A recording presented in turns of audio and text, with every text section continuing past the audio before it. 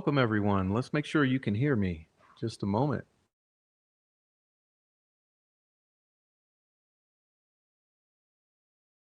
Okay, that looks loud and clear. So welcome on in. God bless everybody. Welcome to Wednesday, September 24. And if you're on the replay, who knows? But go ahead and hit the like anyway. And everyone in here, please hit that like. Also, special announcement for the viewers: we got a link tree pinned at the top of the chat. Okay, that link tree, you'll find all my socials, support pathways, and et cetera, et cetera. Okay, so I want to welcome everyone in. I'm so glad to see you all. Tonight's show is going to be a little brief, but we have Amy G or Daisy coming on in to talk to us for a moment, and we're going to take a look at some things. And that's the way that it is. So God bless you all. Welcome on in. I'm glad to see everybody. Um, Please be aware that I have a Substack over at readtheprof.substack.com. And if you want to go over to that Substack and subscribe, there's plenty of information that I have been posting there and that I will be. So please check that out. And also, please welcome our new addition to the live stream here, the monitor in the back. So I hope that you enjoy the screensaver there. It entertains you if you get bored, for those of you who get bored rather easily. But anyway, please join the chat. If you're on the replay, please join the comment section. I really would appreciate that. I like to hear what you all have to say, and this is on an ongoing conversation and has been. And I'm telling you, these comment sections are just absolutely fabulous. There's a continual flow of wonderful comments in the comment section once the live streams are done. So if you've never gone and checked out the comment sections, I would advise you go into the recent handful of videos and live streams and read the comment sections. There's always so many amazing comments, and you're going to miss things if you only participate in the live chats and never go and check out the comment section. Okay. So with that being said, welcome to the channel and the show for tonight. Tonight's show is called Meet the Community, Daisy Asks. And I hope to be doing more of these with community members so that all of you will introduce yourselves to this community who follows the Delphi murders and the other stuff that I cover. Truly do appreciate that. Another special announcement is I have decided to do something that I'm going to be calling Twitch Thursdays. So I have started a Twitch channel, and I'm going to be sharing it with you later so that all of you can go over there to Twitch and put on your notifications, whatever you need to do, so that you can watch us there on Thursdays. Okay. So glad to see everybody here. Welcome. Now, let's see. So before I get started and too deep into it, I want to say that I got some really, really, really positive news today. Okay, on a number of fronts. Now, I know that some of you have been waiting for some things that have been promised that I said I was working on, but hey, you got to be realistic here. This is the Delphi case, and so people often become afraid or hesitant or delay things. So although I have been working on some couple really big things, those things are indefinitely suspended.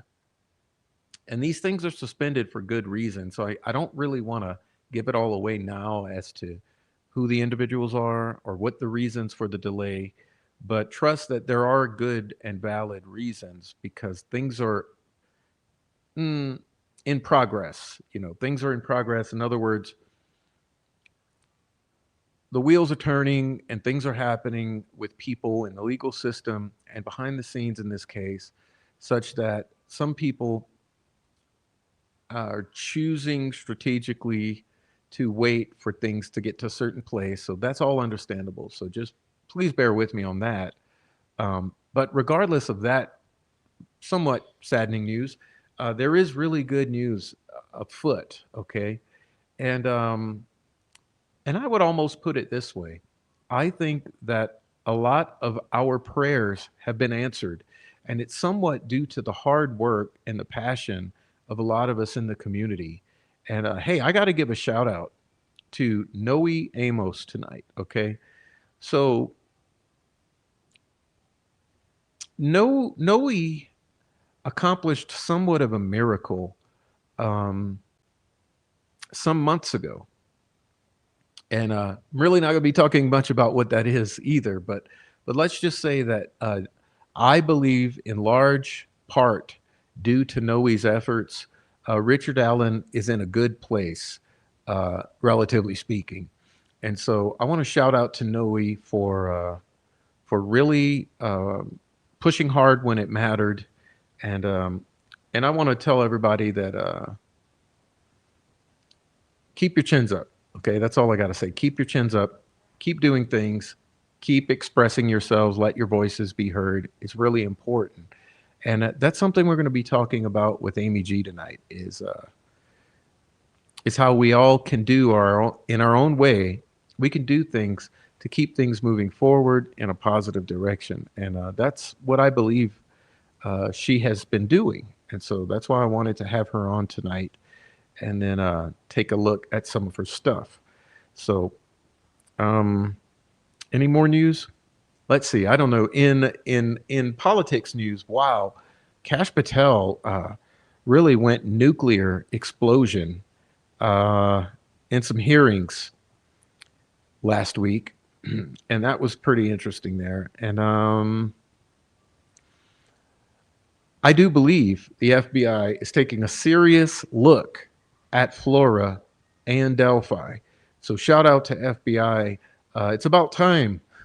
It's about time you step in and get things moving. Okay. So I want to encourage all the FBI agents and investigators doing their thing to deal with what has to be dealt with in Indiana and in the nation at large. Good job, all you field agents and everybody, boots on the ground. We really appreciate the hard work that you do. And we look forward to some sort of justice coming for Mr. Greg Ferenczi and his family, but also for the victims of the Flora fire and the Delphi murders. Okay. So we're going to keep praying and looking forward and stay optimistic in regards to forward momentum in the deep investigation into all of this revolving around the state of Indiana, the Indiana State Police, the fire department, the victims of the Flora fires and Delphi murders. Okay, because we have really been at this for quite a while, trying to hold some feet to the fire, and maybe it's starting to pay off. You never know. So we look forward to seeing some results in so many ways around the country and in Indiana.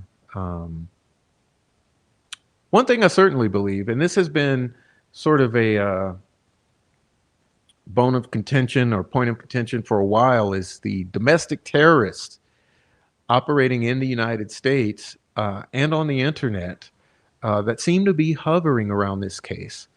And I'm glad that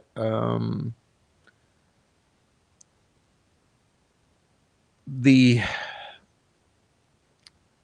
the world is at a place where it's beginning to have enough of this sort of internal terrorism and online terrorism, and so things need to happen. And we can make a lot of noise about it, and you can make a lot of noise about it. But at the end of the day, it's up to law enforcement personnel and those who have jurisdiction to take care of the problems on this terrorism surrounding this case and other related crimes in Indiana and around the Midwest and the country in general. Um, I've been hearing little birdies behind the scenes saying that it's drying up. Okay. So, as far as the meth heads, the crack heads, the coke heads, and all the above, I think that the word on the street is starting to, the murmurings are that it's starting to dry up a little bit. Okay. And that is good news. So, let's keep looking in that direction for some sort of forward momentum. Okay. And we'd be glad to see it because it's my belief that Delphi especially is connected to something along these lines. Um, and we want to see Rico's. Let's not kid ourselves here. We've been talking for ages how we want to see Rico's. Okay. And I think that this needs to happen. So appreciate that. And anyway, so we'll be waiting on Daisy to join us. But until she does, I thought that I'd like to say hello to everyone and then go ahead and take a look at her YouTube channel so that you can go subscribe at her channel if you haven't already and you can get to know who she is. Okay. So let's see. First, we're going to do this. All right. So let's see who we got here. Let me go back to the beginning and see who's in the live chat. Shout out. Okay, Adrian, Dark Arts by Adrian's in the chat. Hello, Adrian. Hello, Sweet Dude Shibby. Hello, Brenda Mace. Good to see you. Oleg Cat. Good to see you. Look, Nicole Watts. Moonbeam 70s Child. Granny D. Hey, what's up, Granny D? All right. Quadaxo Mimi. What's up, Quad? Okay. Who else we got in here? The Prof is here in the chat. We got Miss Pie Crust. Hey, Miss Pie Crust. And it looked like Quad became a member. Hey, thanks for joining the memberships, Quad. Appreciate the support. Okay. We got Pie Crust. What else we got in here? Rebecca Ann, 1965. What's up, Rebecca Ann? Okay, we got Gretchen. Hey, Gretchen. And Bonnie, long time no see. What's up, Bonnie? Gretchen, Rebecca. Who we got? Shout out to Rick Snay while I'm at it. What's up, Rick? Okay, Kay's in the house. What's up, Kay? Good to see you. All right. Everybody else who's lurking, what's up, lurkers? I know you're mad. Keep lurking and throwing the phone and banging the phone and kicking the. No, don't kick anything living. Okay, go kick the walls or something. Stub your toes for me. What's up, Tammy? Good to see Tammy. What's up? So I'm glad to see everybody. All right. Now, what was we gonna do here? We're gonna do one of these. Let's see.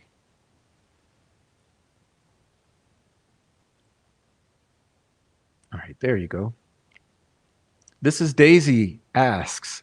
Daisy's channel, Amy G's channel. Daisy Asks, okay, over at Amy G 3060. Amy G 3060. Okay. This is Daisy Asks channel. And you see she's over at the Richard Allen Justice Project, okay? And reddit.com, Delphi Mystery. Clinical psychologist, breast cancer survivor, true crime enthusiast, and she claims to be a certified cat lady. Anyway, this is her channel here for all of you who do not yet have it. Let's see if I'm going to, maybe someone can drop her link in the chat. I'm going to handicap for doing that at the moment, but this is Amy G. And just going to run through a little of this to show you. She makes posts pretty often. Okay. Okay, this is, we're going to look at this tonight. And this is some of her community page. And this is her videos here. These are her videos. You can see she's done a lot of videos.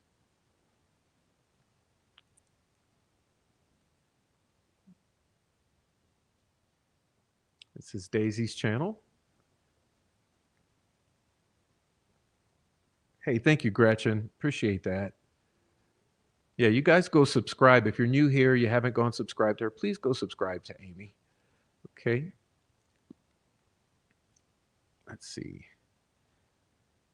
Amy G 3060 or 3060. So please go subscribe to her channel. Appreciate that. But you see, she's got her videos.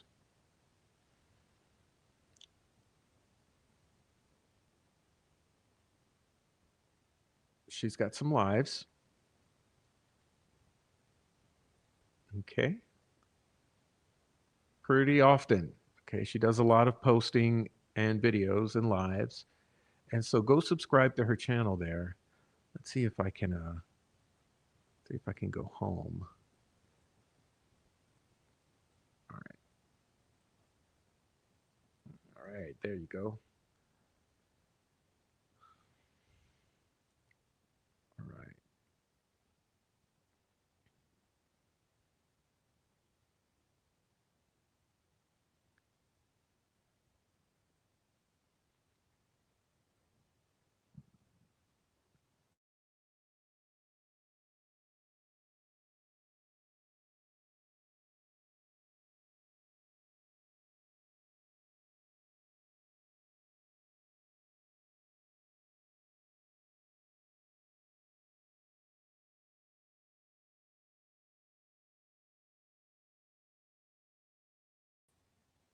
Whoops, I'm fumbling. Pardon me, y'all. I'm fumbling behind the scenes here trying to get my screen together. But glad to see everybody. There comes Four Pits and Anna Paula Baxter. What's up, Four Pits and Anna Paula? Anna Paula. Let me bring Amy G on. I think she's in here. Let's see if I can manage to get her in here. Let's see. I know it's morning over in Australia. Let's see. Hello, hello. Hi, Prof. Hey, Amy, I hear you. Oh, I don't actually have sound on mine. Just give me a second. I'm not sure why I can't hear you. Okay.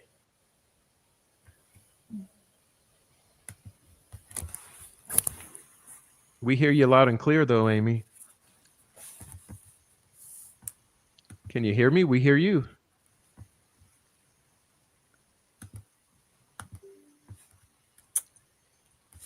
I still can't hear you for some reason. Oh, check. Oh, now I can. I can. Okay, I can we hear you now. loud and clear. So, hey, welcome on in. So good to see you. Nice to properly talk to you. Yeah, you're working. I am. I'm working from home today, and I've got a sick child at home too. He's desperate to get in the background, and I've said to him he's not allowed. No. Stay away from the trolls. That's what I said. I'm like, no, Yeah. you don't go on YouTube at this point. Well, it's good to see you, and everyone say hi to Amy, please. And Hey, like I everybody. said, subscribe to her channel. It's over there on YouTube. Oh, thank you so much. I can see some of my buddies in there. Yeah, they're coming in. Everyone come in. Hey, and if you don't like the prop but you love Amy, come on in anyway. I'll leave you alone. Well, what's your preference? Amy, Daisy? What do you want to go with? We could do Amy. So Daisy's my dog, as some people who watch my channel know. Daisy's my dog Daisy's that's the no dog. longer with us. So she's my little special angel.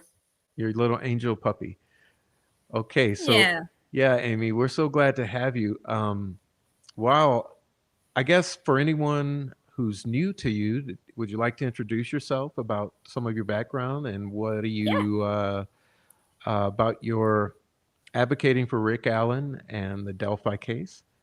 Yeah, sure. So I'm a clinical psychologist. I've been obsessed with true crime my whole life. It dates back to, like, I'd say even age 9, being interested in crime to the point where my parents would be a little bit worried about me because I was so curious about, serial killers and crime and things like that. But the Delphi case, I kind of got into around the trial time. I think I'd heard bits and pieces earlier than that, but during the trial, I followed a lot of the coverage. And when they started talking about some of the psychological aspects, I was like, oh, I know about this stuff. I'll have a bit of a chat about this because not only am I a clin psych, but I have worked in the prison system only for a short period many years ago, but I do know a lot about the tools that are used and a bit about that assessment process. And so I started making some videos and I got a few positive comments and likes. And then I kind of paused on that for a while after Rick was found guilty. I was always on the fence initially. I didn't really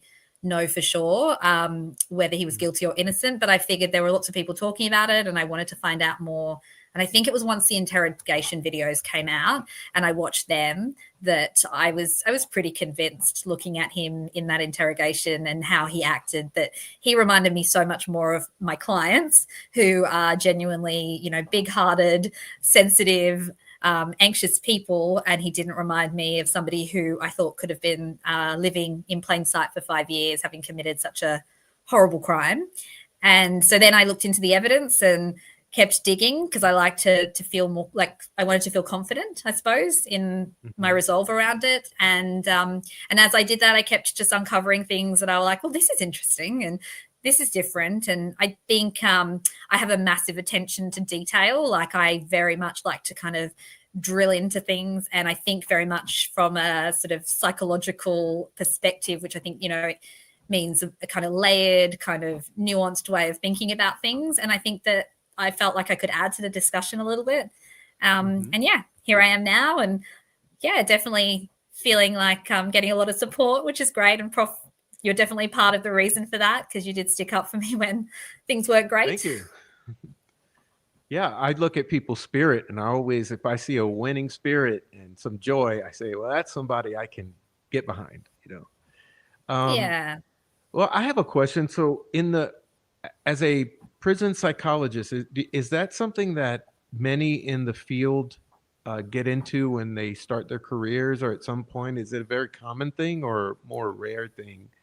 Yeah, not really. So we have a few master's programs for clinical psychology in Australia, like quite a few of those, but probably only there's only one that I know of in my state for forensic. So clinical and forensic psychology, they cross over about 70% in terms of the content that we study.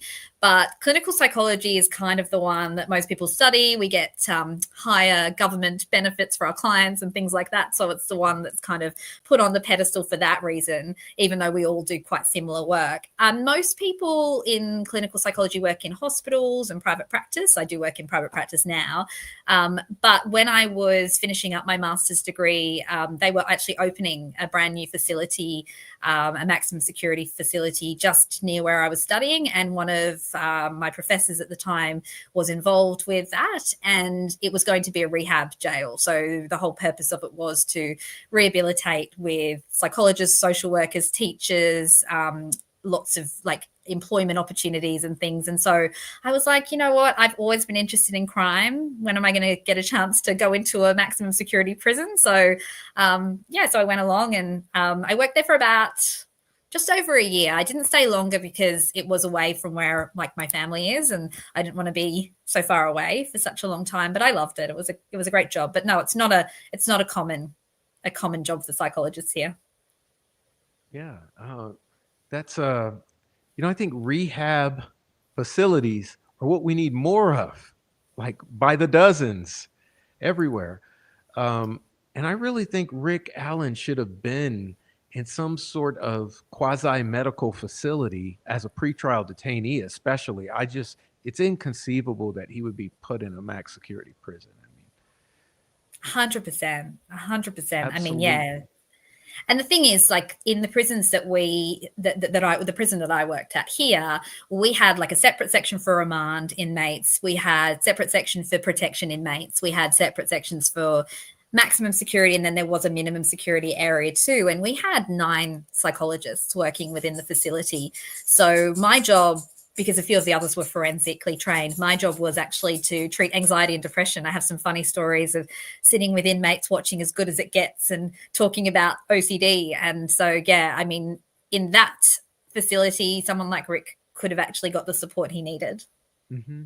And see, that makes you particularly relevant, sort of, to Rick's case because he's sort of an anxious, depressive, and was also an inmate. And so my suspicion is that I know so in my history as a teacher, I have a pretty good lie detector built in, because of years and years and years of interacting with kids, and kids try whatever they can, with you. So you start to get this, sixth sense with truth and non-truths. And so I would think you would have somewhat of a similar gut instinct when it comes to guilt versus innocence, because you're probably have come across a bunch who've had this guilt, that they were guilty of the crimes they were convicted of. And so as you interact with them, you're dealing with this guilt psychology. And then when you come upon the rare instance where it's someone who's not guilty, there should be a stark contrast or difference between the two. So I Yeah, think for that sure. that probably informed your, kind of perception of Rick Allen and this whole thing. Yeah, for sure. I mean, the thing that kind of led me to look more into Rick was because of how he presented, and also, I mean, look, there's all of these other sort of characteristics of him that are just inconsistent with this crime. You know, over and above even how he presents. You know, there are no known criminals that I could find in all the searches I've done that committed their first crime around the age of sort of middle age, mid 40s, and a crime of this type. Yes, people can commit their first crime in the mid 40s if it's a domestic crime, you know, a crime of passion in terms of, you know, you catch your partner cheating or something like that. But killing in the broad daylight two young girls in a sadistic manner and staging that, and then going on and living your life for 5 years as though nothing happened. Like if he really were guilty, that would be insanely rare. I haven't found another case like it. Hmm. Well, what about any other qualities of his personality that you picked up? I know you've done this kind of a close look from open source information and maybe a little behind the scenes. Um,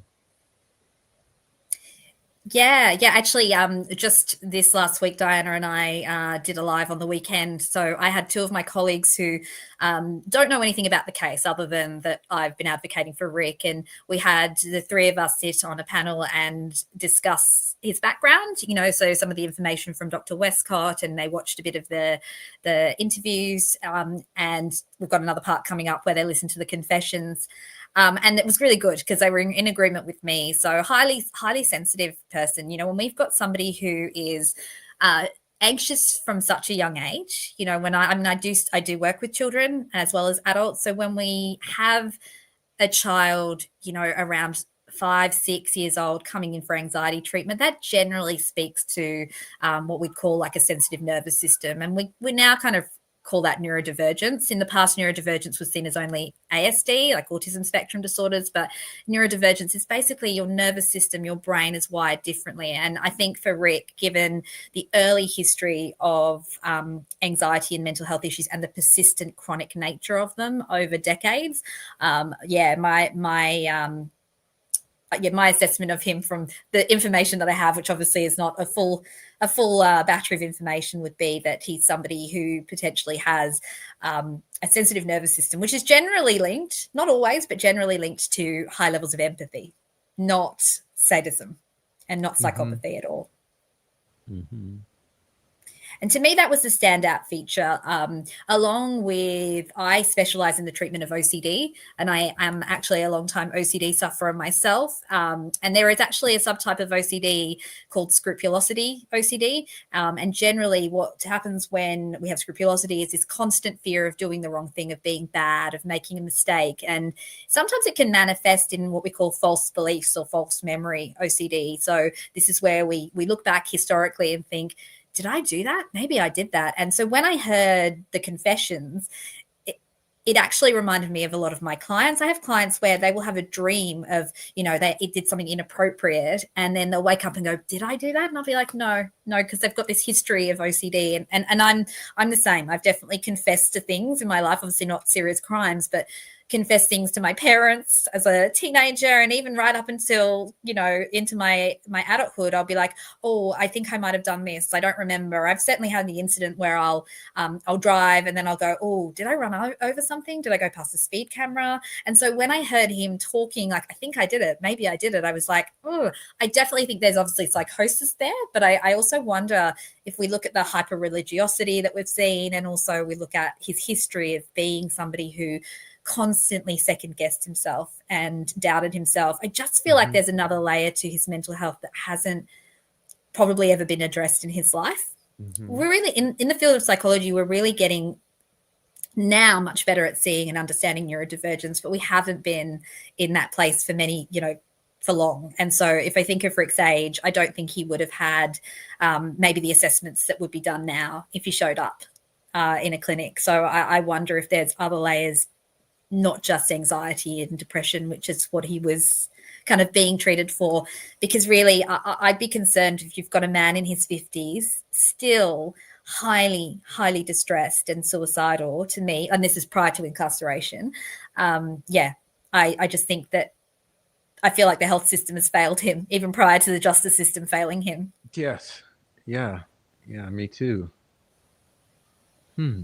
Which is just so sad, right? Because I mean, it's like he was already struggling. His life was tough, and now, um, he was in the wrong place at the wrong time, and he's ended up in this terrible situation as well. So Mhm. it's heartbreaking, and so I really do feel that he is the third victim of this case, and Mhm. care very much about what happened to Abby and Libby. It's absolutely heartbreaking. I think the reason that I'm so focused on Rick is because I actually think we might be able to do something to help him, because I don't know with the girls whether true justice is ever going to come out because of the abhorrent investigation.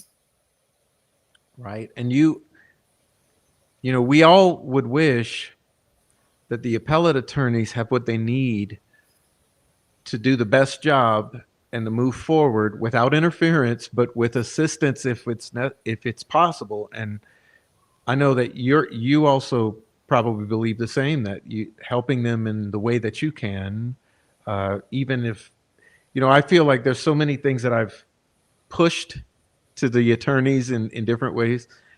I never feel like I have to hear back, but I just push it in the Yep. hopes. And that's been part of my disappointment with the defense here, is that I did so much work in the lead up to trial, and only recently have I discovered that hardly none of that was even known about.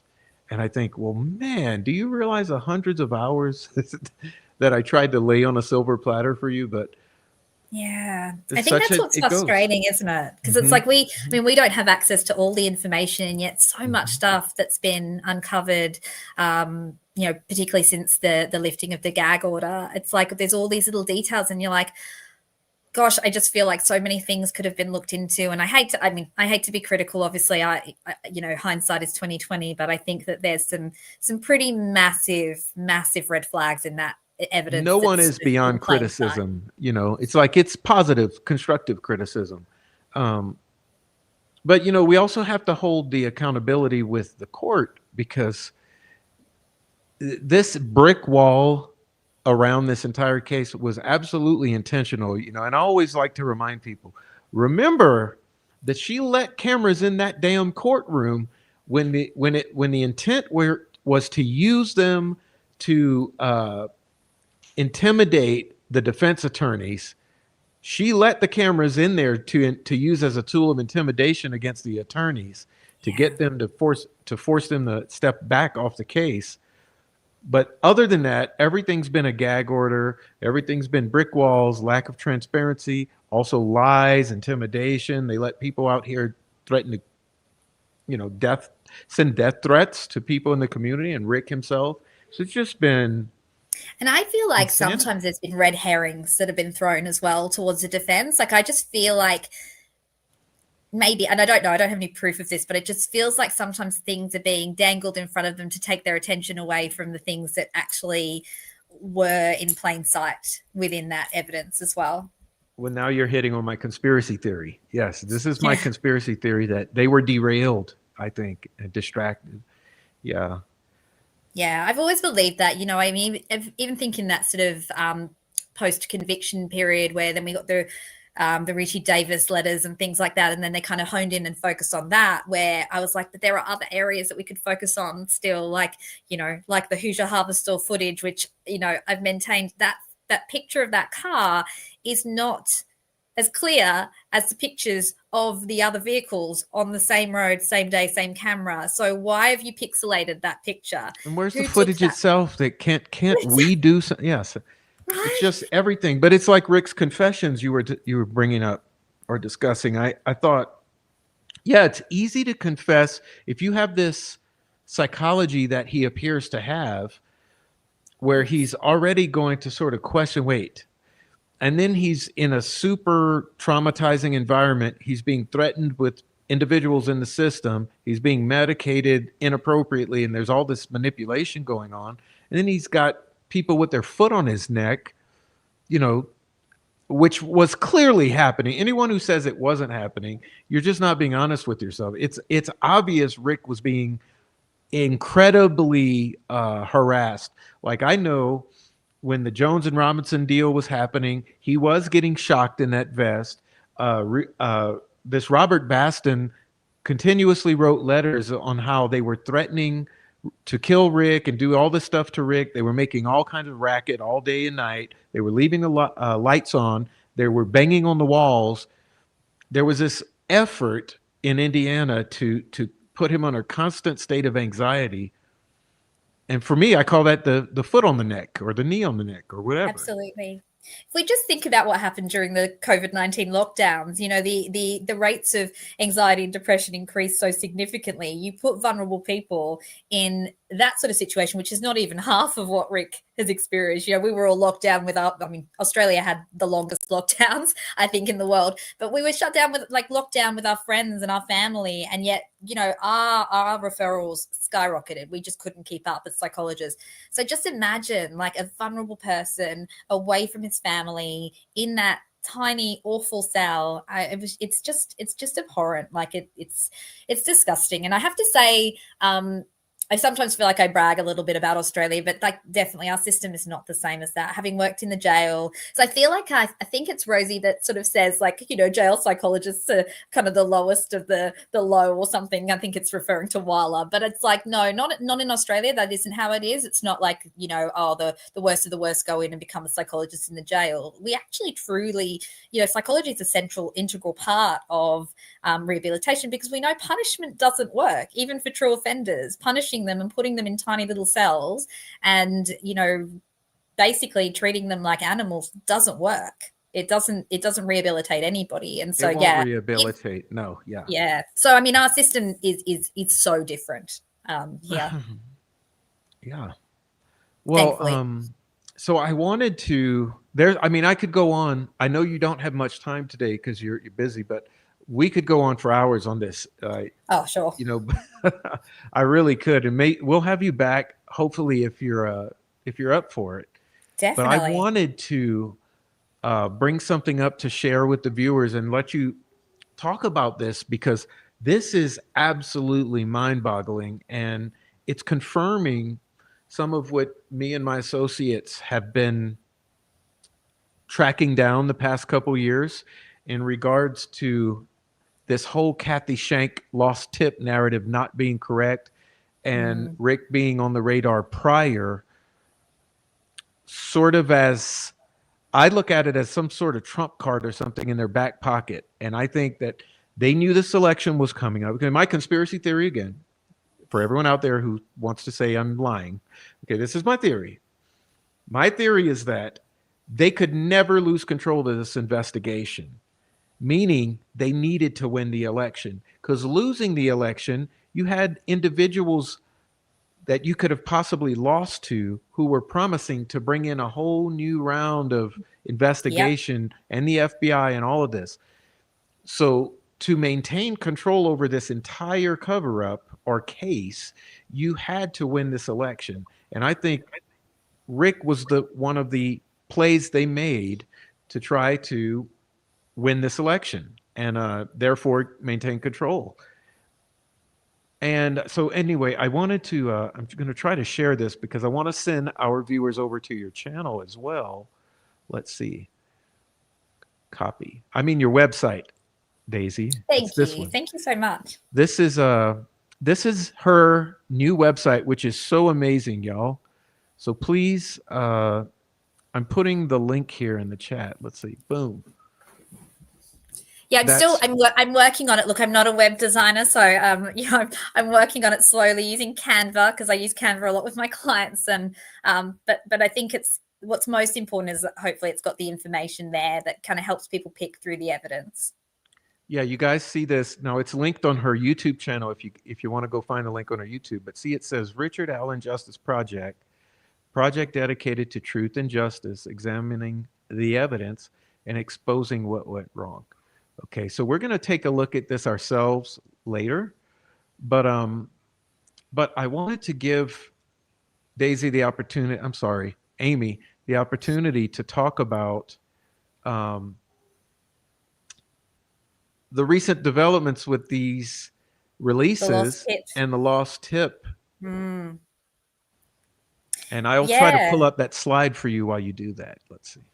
Yeah, well, I mean, and actually, it was after I'd been doing the live with Diana, and I thought, oh, I'm just going to look at this Doolan tip because the exhibit had been released, and I've always been so curious about this. I think we all have, what was said to Doolan, like what happened back then. And as I was looking at it and I was reading through it, you'll even catch me if you watch my live from that day. There's a point at which I go, wait a minute, that's printed in 2019. What?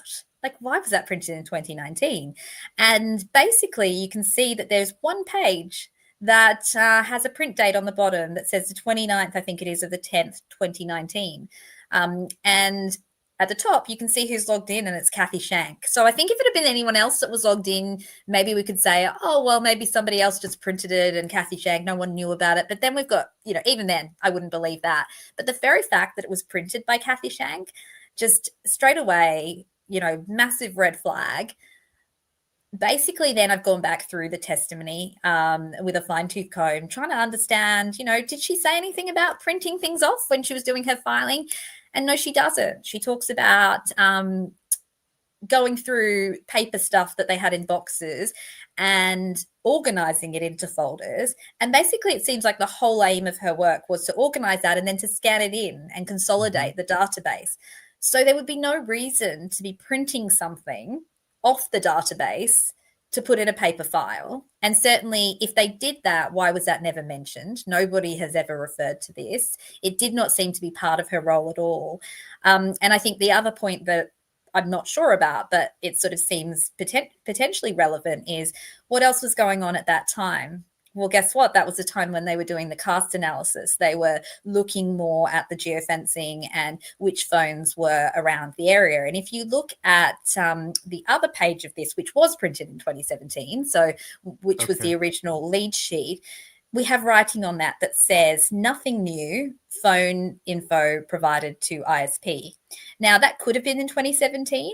And maybe that's what cleared Rick in 2017. I've always wondered that. But I also wonder if that was written in 2019 now. Was that why they were printing it? Because that other sheet of paper doesn't have the mead hex and the mead number on it. It only has the general tip.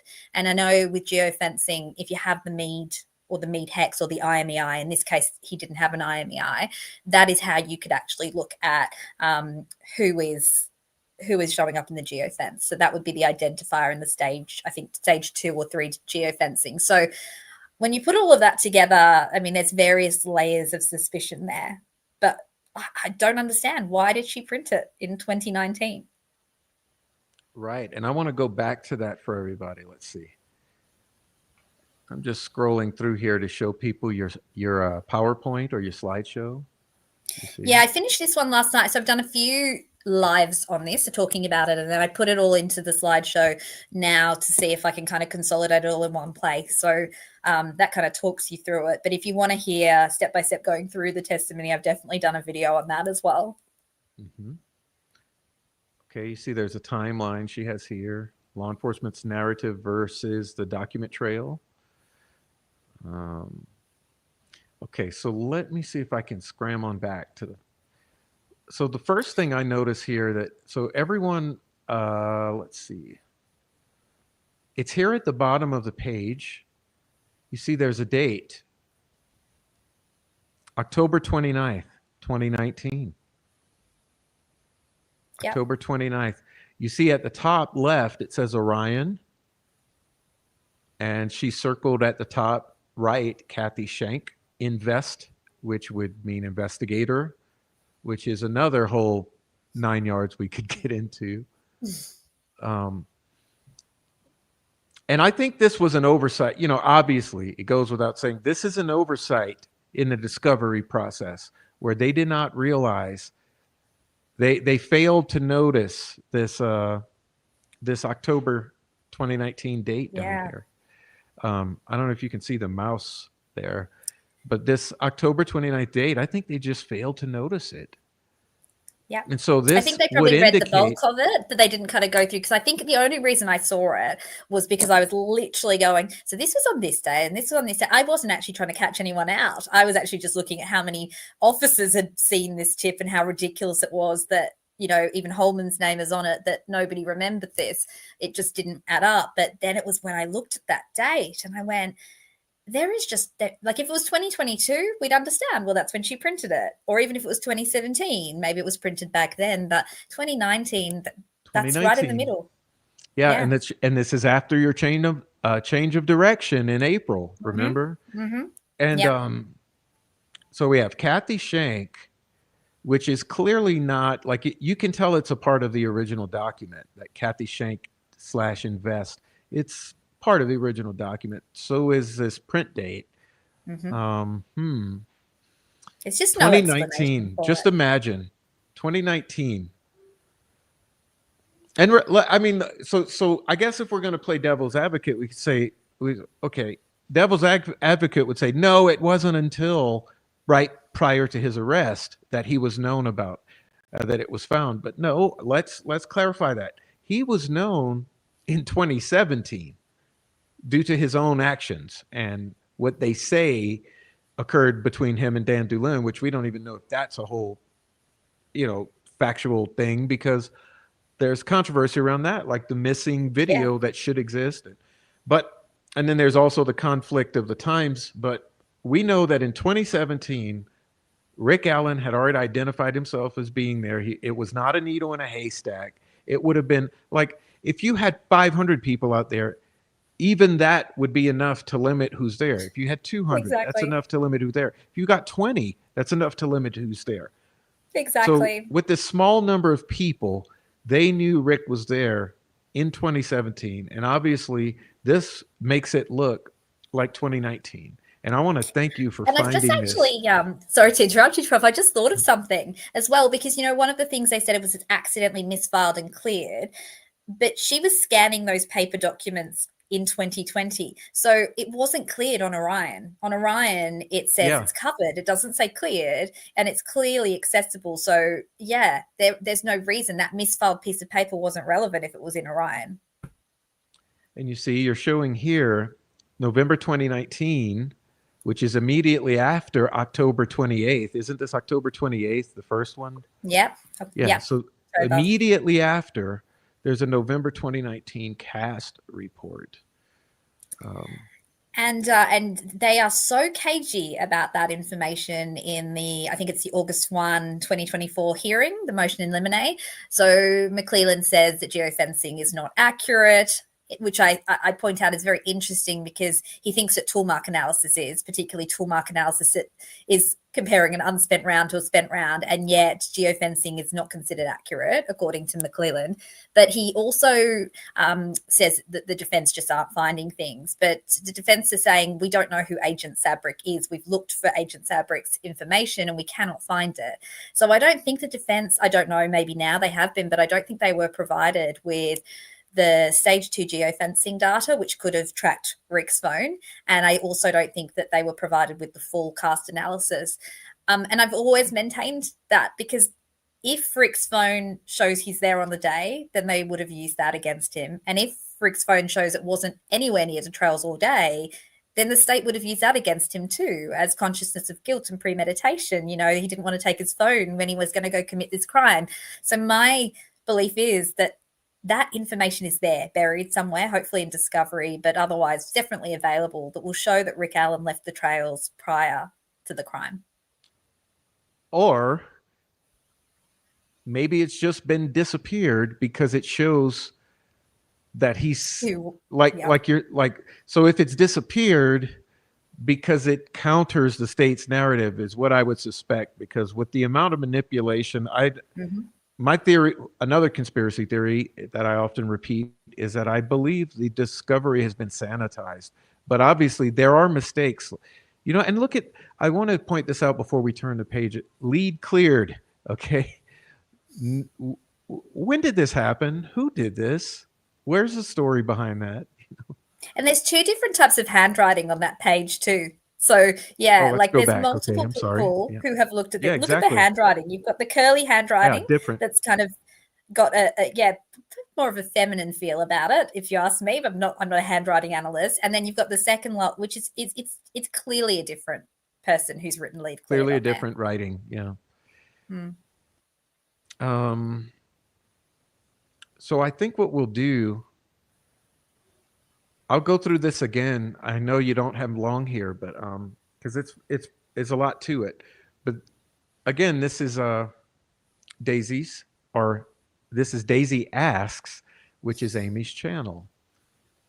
And Yeah. really read that quote that I put in the presentation. That's a quote from Kathy Shank's testimony where she says she must have filed those 2 sheets in 2017. Well, you can't file something that was printed in 2019 in 2017. That is a direct lie.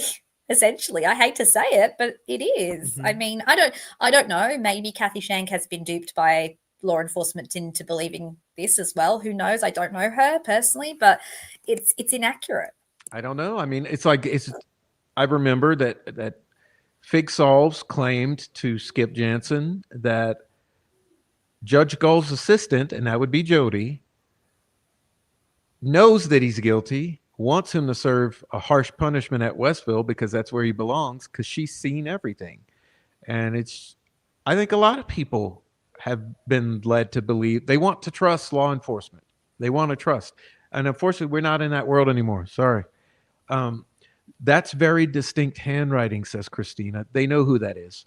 Yeah, I'd agree. Mm. It, I Yeah. would think in that small office they would know whose handwriting that is. Let's be Of real. course. Of course. But Yeah. we'll never get a Yeah. straight answer. No. And I think that maybe, yeah, that is how some people have been pulled into this, being told, oh, it's okay if we just tell a little lie here because he's guilty anyway. He killed those 2 girls, so Mhm. he deserves it. Let's just twist things a little bit. But when you look at the evidence, there's not one piece of evidence that is convincing.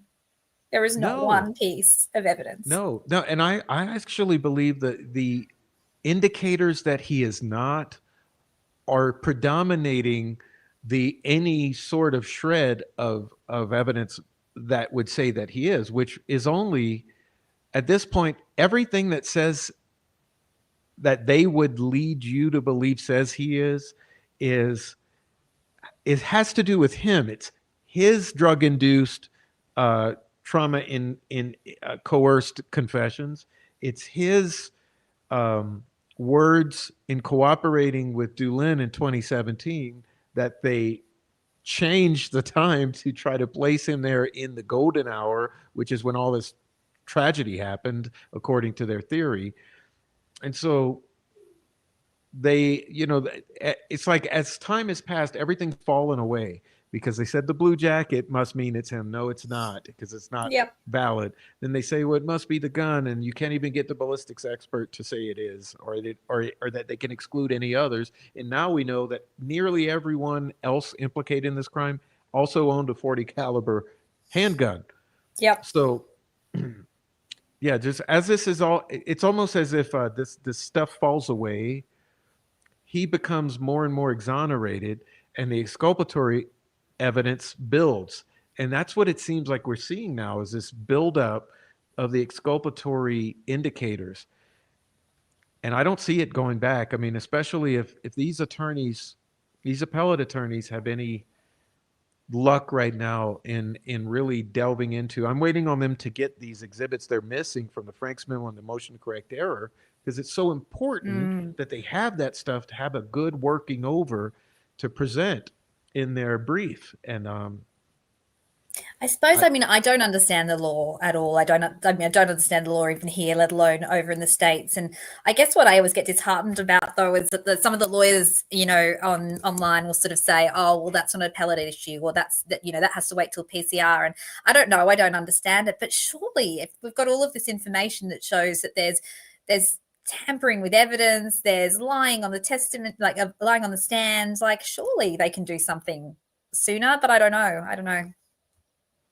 well, I think the most basic explanation that I know is that the appellate attorneys are limited to what was included in the entire process from day of arraignment all the way until post sentencing. And so everything else will it will necessarily have to be part of a second defense should the Hmm. time come. But I know it's complicated, and that's been part of a lot of the bad feelings or controversy in the community as well. Is that this misunderstanding of the limits of it all and what a Yeah. post-conviction investigation is for, what it's used for versus what is the appeals. And I've been highly critical of this concept of the Davis-Hatton procedure because I think that's been used to, people have big feelings around this case, especially after witnessing the mistreatment of Rick Allen. Everyone has a big heart for Rick Allen or because of that Yeah. obvious maltreatment. But the concept of getting him out immediately with any sort of evidence of this nature, it's very minimal because the Mm. threshold is so high and the Yep. odds are so low. So I know it's a difficult thing, but at the end of the day, I think that this long game or the long road is the one worth pursuing, which is what we're all doing now. And I think you've just made a huge contribution in digging I this hope piece so. out because this looks, I'm sure there's always an explanation that will come after the fact to try Yeah. to explain it away. But I mean, at first sight, there's just no situation I can think of that would explain this away. It seems to be No. a red flag, a huge deal. Yeah, I mean that's the thing. I thought about all of these possibilities, like was she bulk printing a whole lot of leads at the same time? But no, it's one of one. She's complete Hmm. like she's browsed that particular one. Then you think, well, yeah, was she just trying to consolidate the paper files? But that doesn't really make sense. There's no reason to consolidate paper files, particularly for a cleared lead. So yeah, it's hard to explain. I'm sure they will find some sort of explanation. And the thing is, they get away with it. That's the problem. They Every got away time. with with Yeah. all of the explanations they had through the trial. Um, they were allowed to. They were allowed to do these things that, like I've said before, if somebody administratively in my own little practice made those mistakes, they'd probably lose their job. But in the Hmm. Indiana State Police, you can make all these mistakes, and it's like, oh well, whoops. This entire thing has just been an absolute travesty. Like, who Mm. would have ever seen anything of the sort? But I think they own all the judges, obviously, a large number of the cops, and it's just everyone covers each other's hind end. And Yeah. I I don't think the know. one thing I'm hopeful for is that judgment from Gall around suppressing the geofencing data. I really am still pinning hope on that as whether that can be raised at appeal because that's on record. Hmm. And hopefully somebody can actually then look at that geofencing data in detail, even if it has been removed from discovery or sanitized. Google will have records of what was requested. And so Hmm. if it turns out that what was requested isn't what's in discovery, well, then again, isn't that's a major issue, right? Because that's a Hmm. Brady violation. I think. Again, I Yeah. don't like to misquote the law because I don't know enough about it, but yeah, Yeah. yeah, Yeah. Hiding exculpatory evidence. Not good. exactly. Well, I'll leave you guys there. I have a patient to see now, but thank you so much, Prof, for having me on, and thank you for all your support, and thank you everybody in the chat for all your support too. I'll read the comments later. I didn't get to read because I was a bit nervous, so I was focusing on our conversation. But yeah, thank you so much. Okay. Thank you so much. And we'll send everyone to your channel. Thank you. Bye, Bye. Amy. Okay, everybody. So please do thank Amy G as she leaves. She's a busy lady today, so she's got to go to work. And what we're going to do is get on into looking a little more closely at her website here. Again, let me see if I can be a champ. And ooh, there you go. I'm going to copy and paste.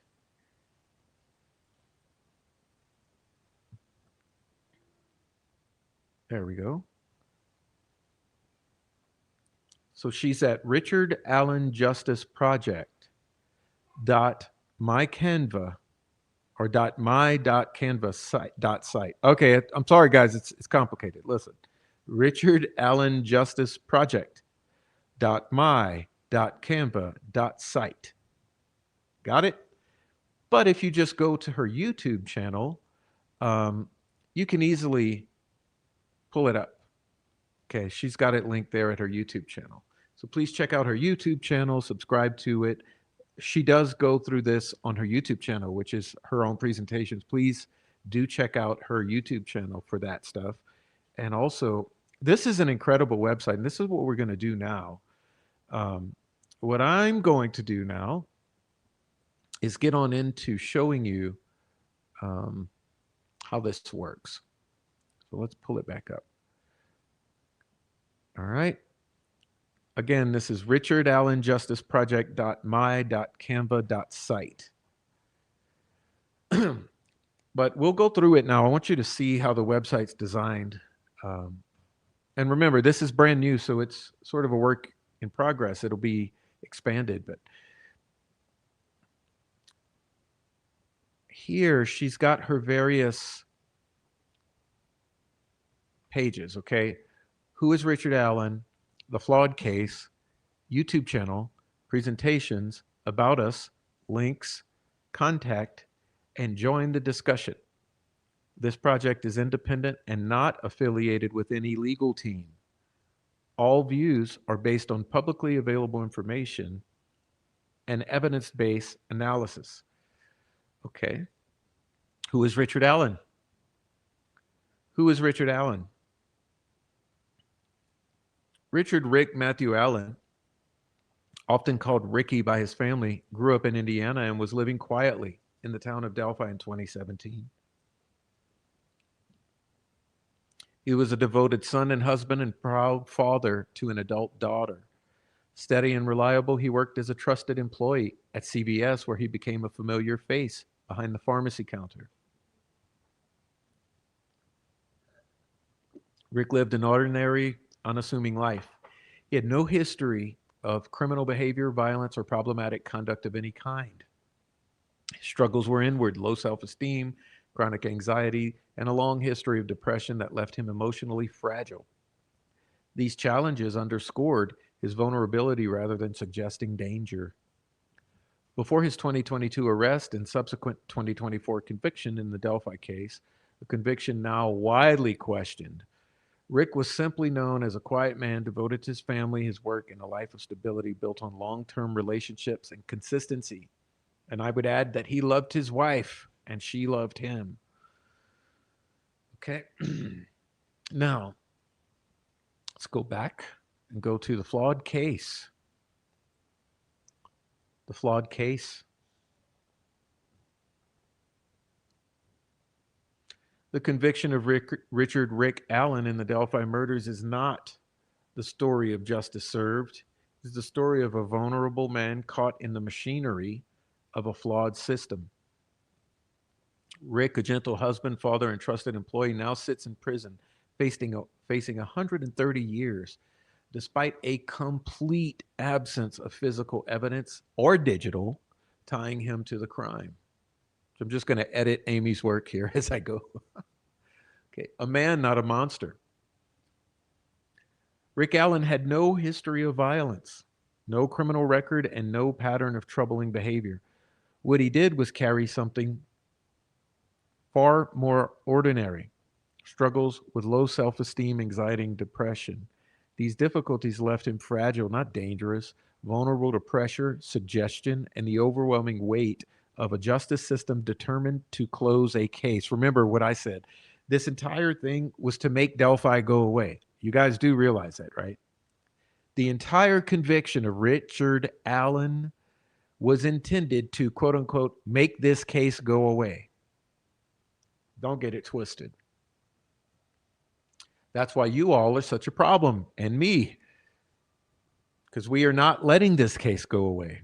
Remember, the families even asked that Richard Allen not appeal, not exercise his right to appeal, because they want this to go away with Rick Allen too.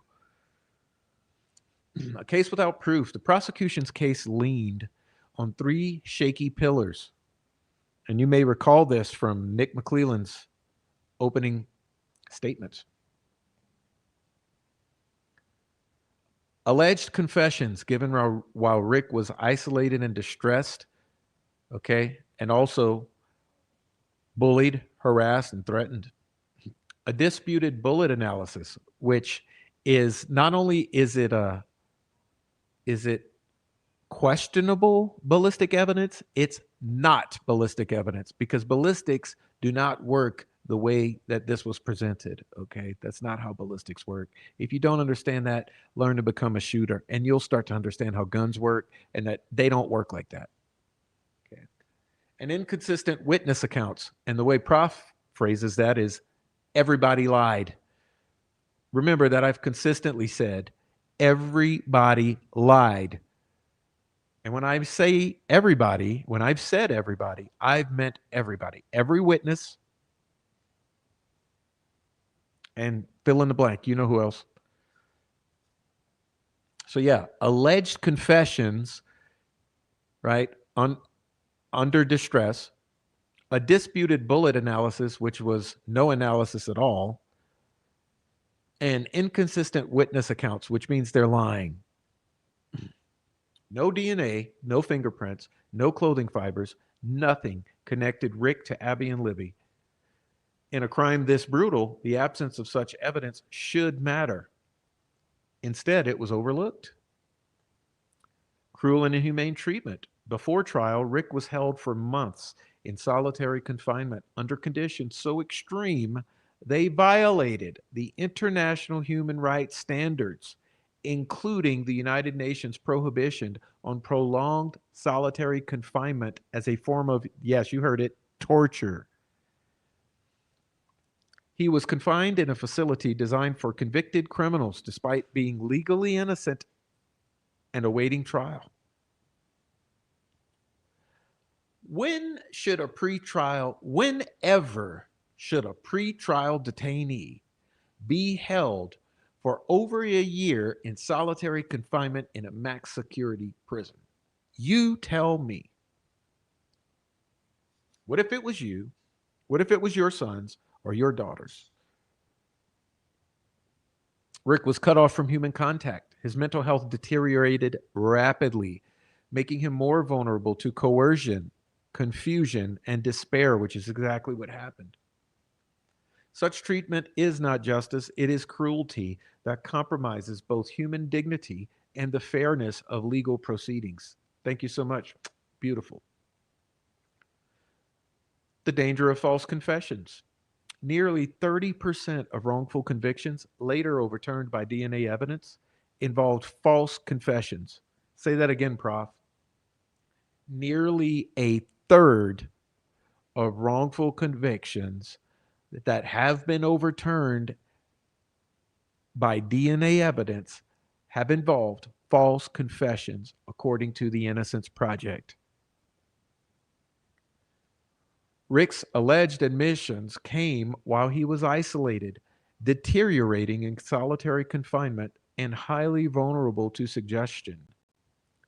Precisely the conditions known to produce unreliable statements and false confessions. Instead of treating these signs or these as signs of coercion and fragility, the prosecution used them as proof of guilt, just like they used the doctor, his psychologist, Manakawala. This is a railroading, the likes of which you have not seen before. A trial marked by failures. The investigation and trial were clouded by tunnel vision, leaks, and courtroom decisions that tilted the balance against Rick. Yeah, you've heard the phrase of finger on the scales. We're talking about elbow on the scales. Okay. Judge Goals shriveled up, eczema ridden, dehydrated, zombie like elbow straight down on the scales of justice. Alternative suspects were brushed aside. Evidence was selectively interpreted, and jurors were presented with a story that did not match the facts and still doesn't match the facts. Instead of certainty, speculation filled the gaps. Remember, they could never tie Rick to this killing. So what did they have to do? They said, oh, you see that guy, that figment of your imagination, that monster called Bridge Guy, that character in our fairy tale narrative? Well, even though we have no proof, he killed the girls, which is speculative. And then they say, and Rick Allen must be that bridge guy because the 5 witnesses can't decide if they saw him or not. Why it matters. Wrongful convictions do more than destroy one life. They fail the victims' families by leaving the actual truth hidden. They fail the community by undermining trust in the justice system. And they fail the future by allowing the real perpetrators to remain free. The tragedy of the Delphi murders cannot be healed by convicting the wrong man. Our commitment, the Richard Allen Justice Project, exists to bring transparency to this flawed case, to honor both the victims and the truth, and to ensure that vulnerability is not mistaken for guilt. Justice demands clarity, fairness, and honesty, and Rick Allen deserves nothing less. Okay? And as you see, there's a link to her YouTube channel, which I suggest you all go and subscribe because she's got a nice channel where she goes through this. But let us focus tonight. Well, we're going to focus tonight on presentations, but let's just quickly go through the about us, the links to contact, join the discussion. Okay, quickly for the about us. The Richard Allen Justice Project was created out of deep concern for the fairness and truth and the human cost of wrongful conviction. Rick Allen, a husband, father, son, and longtime community member, was sentenced to 130 years in prison for the Delphi murders, despite a case riddled with flaws, incompetence, and a complete absence of physical evidence tying him to the crime. We believe that justice must mean more simply than closing a case. It must mean finding the truth, protecting the vulnerable, and ensuring that no one is condemned without clear, reliable proof. Wrongful convictions are not only devastate the lives of the accused and their families, but also fail victims, their loved ones, and the wider community by leaving the real perpetrator unidentified. This project exists to expose flaws in the case, breaking down the evidence, court decisions, and investigative practices that led to Rick's conviction.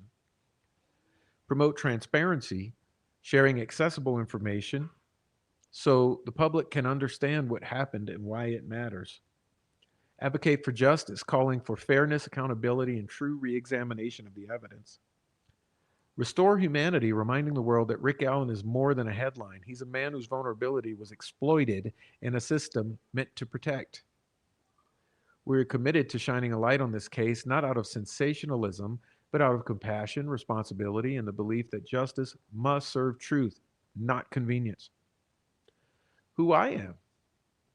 My name is Amy G., also known as Daisy, and I began this project as both a clinical psychologist and an advocate who has long worked at the intersection of vulnerability, justice, and human dignity. I was moved to act because I saw in Rick not a monster, but a fragile man failed by the very system meant to protect him. My professional background gives me insight into the psychological pressures that make people vulnerable to coercion. And my personal values compel me to stand up when compassion and truth are at risk of being silenced. The Richard Allen Justice Project is my way of bringing that expertise and heart together for Rick, for Abby and Libby, and for the wider community that deserves a justice system we can trust. Again, Amy's specialty is psychological insight into the pressures that make people vulnerable to coercion, which is exactly what's happened here. Okay, so let's look at presentations again. As you see, she has several presentations here. She's got geofencing, tower dumps, and Richard Allen's phone. She's got the lost tip narrative, which we're going to look at. Destroyed evidence, the myth of the matching gun to mark analysis, the timeline, and coming soon, her psychological profile of Richard Allen. Okay? So let's go back into what we were initially looking at here, which was the lost tip narrative. Okay, I don't know if you can all see that. Just a moment.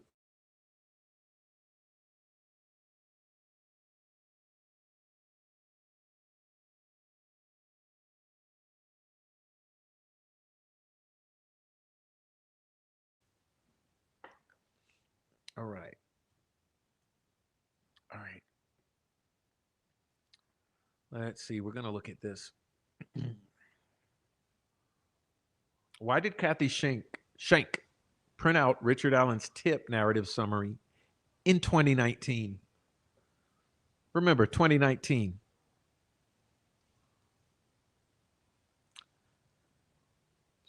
Debunking the miraculous 2022 discovery story. Kathy Shank printed part of this 2022 discovery in 2019. This is in direct contrast to her testimony in the state's official narrative of how Richard Allen suddenly came to their attention in Kathy Shank's drawers. His info was not lost. It seems likely it was being accessed and reviewed in 2019. Let's say that again for the losers in the back.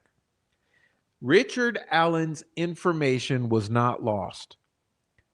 It seems very likely, extremely likely, based upon these two circled portions here on the right side of your screen, that this information was actively being accessed and reviewed in 2019. As you can see that Amy has highlighted with the ovals here. At the top, Kathy Shank. At the bottom, 10 29 2018.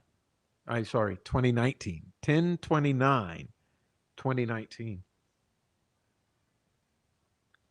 Okay. What else was happening in late 2019? Because we know that in April, there were so many important events that many of you have forgotten about in April of 2019. So we need you to rewind your brains back to April of 2019 and think of Garrett Kurtz.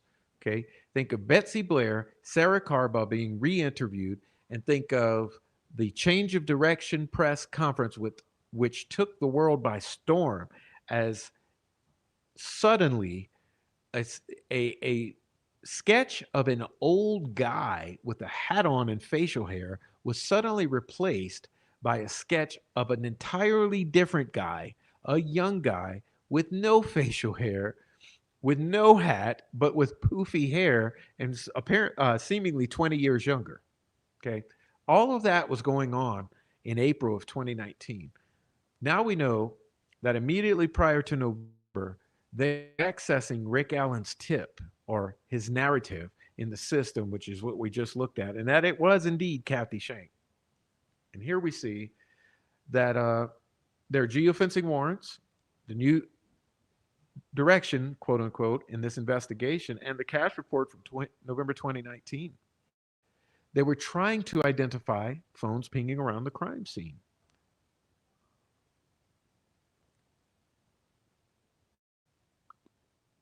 Why did law enforcement need Rick's narrative summary in 2019? Logical conclusion, according to Amy, would be to compare geofencing results to either rule him out as a person of interest, or more likely, to rule out his pings as already belonging to a cleared person. It's very likely Rick was truly already ruled out in 2017, possibly based on phone records or other information that has been disappeared, like I said. And look at the nonchalant attitude in the marking. Nothing new. Nothing new. Phone info provided to ISP, extracted from Exhibit 228. You can also see here Rick Allen Whiteman versus Richard M. Allen. Says here, fully covered in Orion. Okay. Fully covered in Orion, document scanned. Lead cleared, nothing new. Phone info provided. The date on this, interesting to know what it was. Okay, Kathy Shank's testimony, 2017 reception, To greet walk-in tipsters, fill out info sheets, name and contact, past a defective, not reading or investigating, although we know that that's not what happened.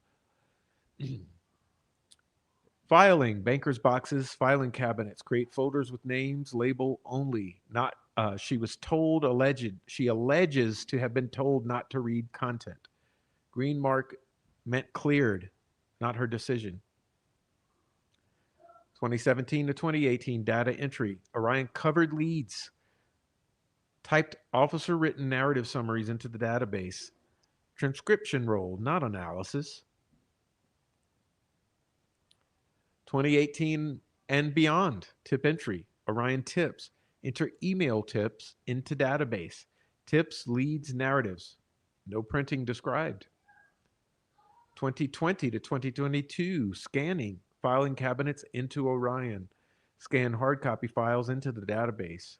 Claims it took 2 years. Then the magical rediscovery in the miscellaneous box in her drawers. Finds Richard Allen Whiteman lead sheet. Claims she first noticed Allen's tip in 2022. But the 2019 printout that Amy discovered proves she accessed it earlier. October 2019. The Orion printout appears to file, in file narrative summary printed from Orion, date stamped October 29th, 2019. Doesn't fit her organizer data entry role, not explained in her testimony. Required deliberate database access for that specific tip. And again, remember, Amy said printed one of one. This was a one-of-one type of print. This was not 300 pages, which included the tip. This was a single intentional print job. Kathy Shank's testimony. Question. And is there some significance to the fact that the box was from a tip that came in February of 2017 with relationship to the work you were doing? I honestly don't know how that lead ended up in that box. I do not know. Yes, it's miraculous. Well, you were helping with the case in February of 2017? I was. I was. I was helping with it, but I don't know how that exact lead sheet became in that box. I had filed, obviously, a lead in the narrative I found at some point way back in 2017, but I certainly hadn't remembered it by that time. So she says Kathy Shank's role seems to have been to organize paperwork and then scan it all in to consolidate the digital database. The exact opposite of printing things off the database to file in a paper folder. Good job. Good job, Amy. Yeah, good job. Exactly. Exactly. Why is she printing in October 2019, Rick Allen? If her job is to put paper into digital format. And I'll skip over this here. But you can see she's got the narrative versus documented paper trail. There's some contradictions in there. You can go and look at this yourself over at Amy's website here. And remember, this is Richard Allen Justice Project.my.canva.site. Implications. The state put on a witness who told jurors Allen's tip was rediscovered miraculously in 2022, and Kathy Shank had an aha moment. Their own exhibit proved it was accessed in October of 2019. This is false testimony, and they let it stand like plenty of others. Like plenty of others. Remember, I said everybody lied. Why is there this glaring discrepancy between Kathy Shank's testimony and the print date of 2019? Either she lied, intentionally concealing prior access, or she gave false, misleading testimony, knowingly or unknowingly. And did law enforcement and prosecution know the truth? It's quite likely because the printout date was right there on their own exhibit. Why this is serious. False testimony. Napui v. Illinois, remember? Convictions obtained through false or misleading testimony violate due process. It means immediate appeal, okay, overturning. Even if Kathy Shank misspoke, the state had a duty to correct the record for the jury, and they didn't. State misrepresentation. The whole prosecution story was that Allen's name was, quote unquote, rediscovered in 2022 in Kathy Shank's drawers. I mean, in her box. The 2019 printout proves that this is false. Law enforcement and prosecutors allowed the jury to be misled. That is a constitutional problem. Why this is serious. Trial exhibit equals record evidence. Unlike many new evidence claims, this isn't hidden in a file cabinet. It was admitted in trial and shown to jurors and stamped with 2019. That means appellate lawyers can argue it because it is involved in the record. They don't need to wait for post-conviction relief or investigation. Possible appellate issues. Undisputed documentary fact. States Exhibit 228 is a narrative summary printed from the Orion database and bears a 2019 print date stamp. This is physical documentary evidence in the trial record. Witness testimony directly contradicts it. On the witness stand, Kathy Shank testified that she only rediscovered Allen's lead in September of 2022. Remember, that lead is from 2017. So we were led, and the jury was led, and the world was led to believe that from 2017 to 2022, no one knew a damn thing about Rick Allen. But let's be real here.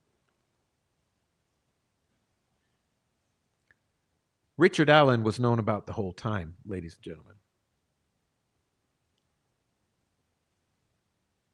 On the stand, Kathy Shank testified she rediscovered Richard Allen's cleared lead back in September of 2022 and described her role as clerical, organizational, not investigative.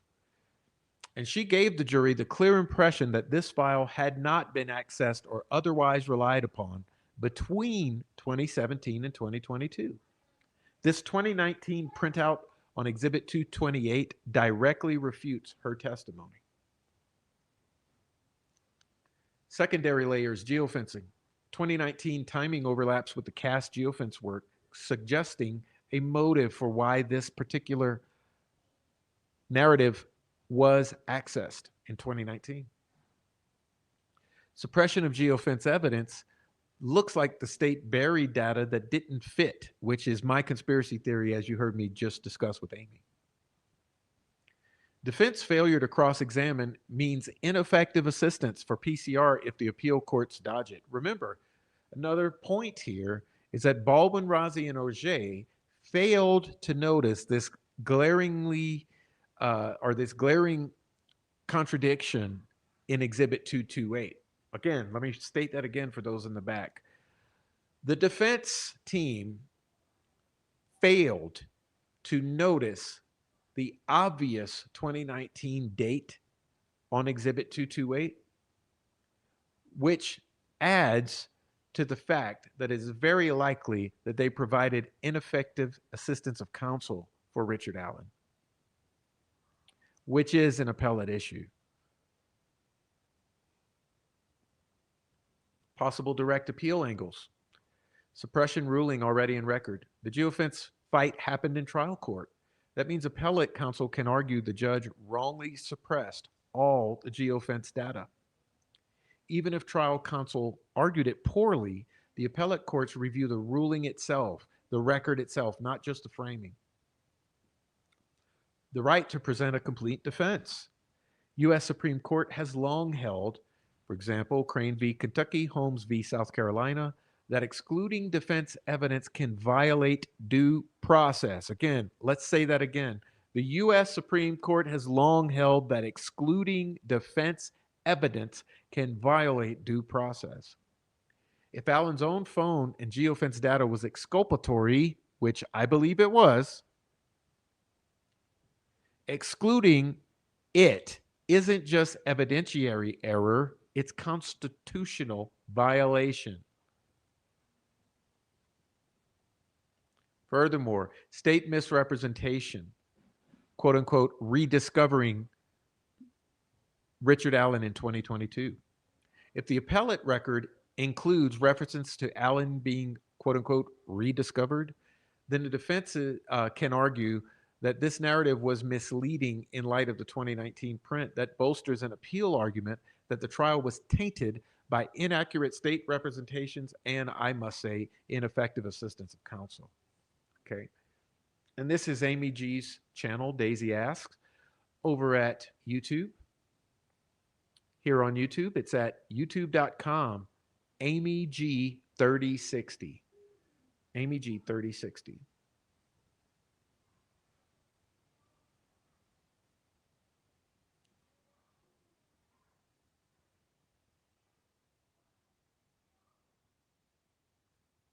All right, let's go back.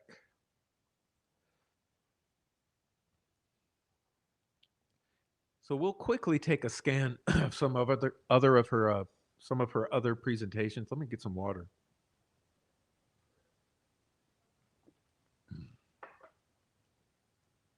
You can see here she has one called Delphi Murders, the Flawed Case Against Richard Allen, Geofencing and Tower Dumps, the hidden key to the Delphi case.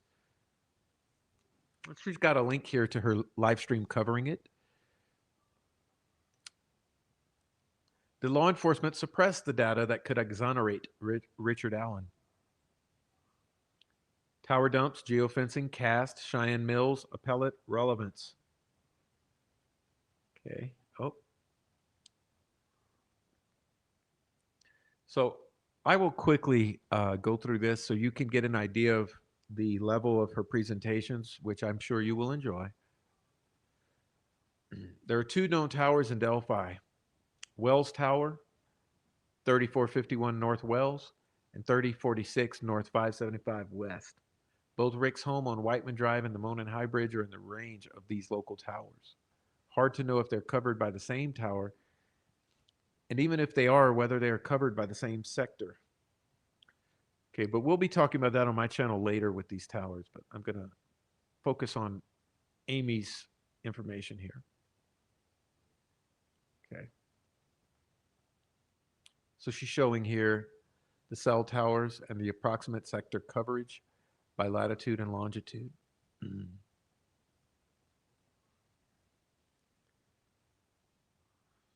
She's talking about interpreting the movements, the pings, the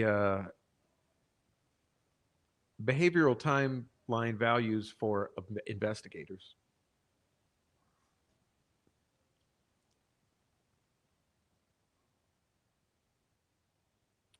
The geofencing warrant discussed in hearings on July 30th to August 1st. Okay, so remember that those 3-day hearings are extremely important for this case, and I've been meaning when we have time to go back into those 3 days of hearings, and we will be. I take things as they come with urgency, but these 3-day hearings are extremely important, and the geofencing was discussed in those 3-day hearings, and you guys need to recall all that was excluded. Remember everything that was excluded, and all the filings for for this time period are also really pertinent. But we'll move on. Okay. Geofencing data. Okay. She talks about how it's very likely that Richard Allen on his Android would have had his geofencing data recorded because there were default settings on the Androids for all of the Google products. And it's likely that his cell phone was caught up in the geofencing data. Okay.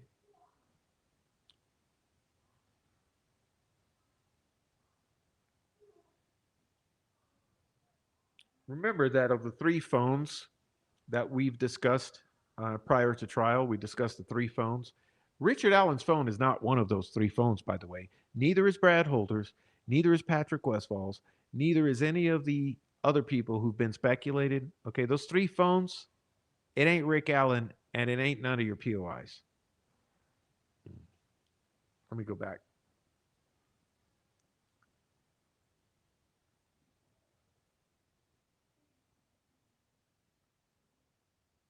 Okay, so she's thoroughly going through all of this.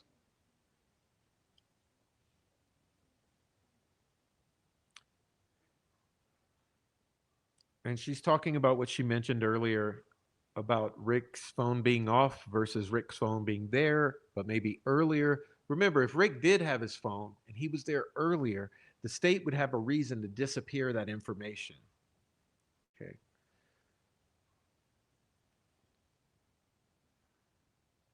If Rick's phone pinged the towers during that time frame and the activity was analyzed, it could provide vital information to form a behavioral timeline.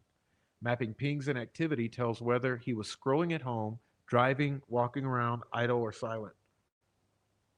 If normal use overlaps the crime time, that's an important point she's making. If normal use overlaps the time that the crime is alleged to have happened, that's extremely exculpatory. If Rick's home and the crime scene are in different sectors or covered by different towers, this could refine tracking of location of his phone during the crime window. Okay. If Rick is pinging around the crime window, but not showing up in the crime scene, he's not the killer.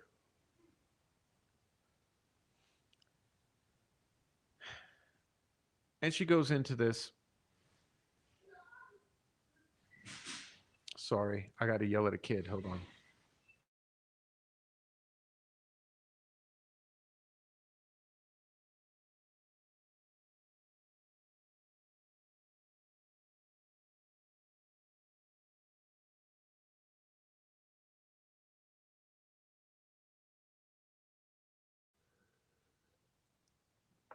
All right. Suppression of geofencing and cast. Defense tried to argue, look, these other phones were near the bridge. Maybe one of them belongs to the real killer, one of the three phones, right? Gold lumped the entire damn thing into third party suspects. Getting the fuck out of here. Remember that? Remember Gull? Like I said, the iron fist, the elbow on the scales of justice. Your Judge Gull, the savior of the Delphi case for the troll farm and the guilters and the bootlickers and the dumbasses.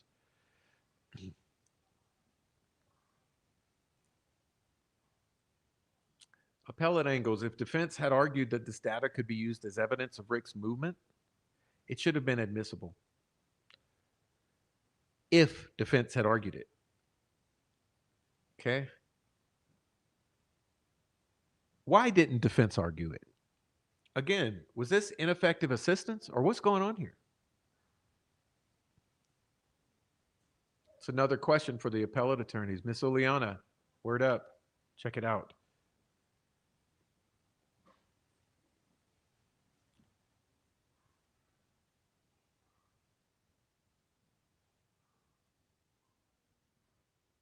Okay, she goes into Cheyenne Mill.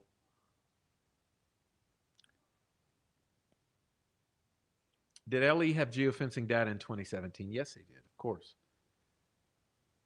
If LE had recorded or retained her February phone number properly, the FBI would not have needed to call the registered owner, been unaware it was Cheyenne's, or acted surprised that it was pinged.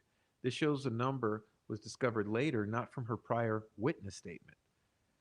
Did LE have geofencing data? Phone pinged in the area. Tower sectors in Delphi cover large areas. Yes, they do. A tower dump alone wouldn't uniquely identify her device. The only plausible explanation is that her phone was captured in the stage 1 geofence near the high bridge, flagged for notable movement patterns. This matches the exact phrasing the FBI used. Phone pinged in the area. A telltale sign of Google-derived geofencing. This suggests the FBI or CAS team had already launched geofence analysis by 2017 August, not in 2019.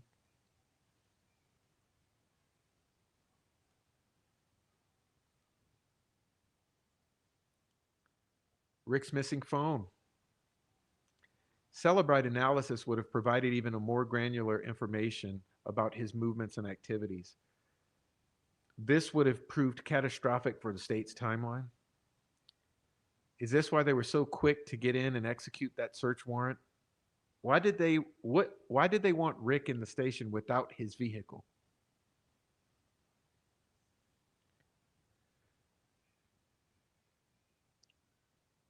Obtaining Rick's phone info. Check the discovery for the geofencing from 2017. Check the tower dump data to find pings and analyze behavior of the phone. Check the 2019 geofence data. Track devices in stage one pinging in and around the trails during the 12 to 4 p.m. window. Check against known witness statements. Why hasn't this already been done? Why wasn't this already done? This should have been done. Compare geofencing pings and tower dump pings for Rick's phone. Check whether law enforcement requested earlier geofencing data. Subpoena the FBI data.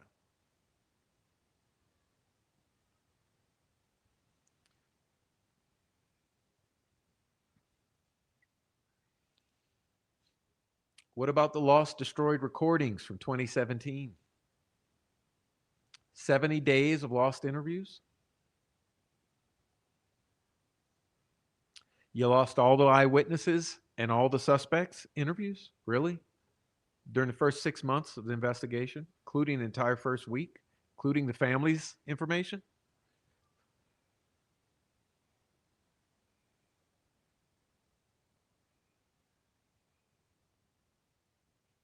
Why did Discovery Map not list 2017 interviews for either of the witnesses, the eyewitnesses?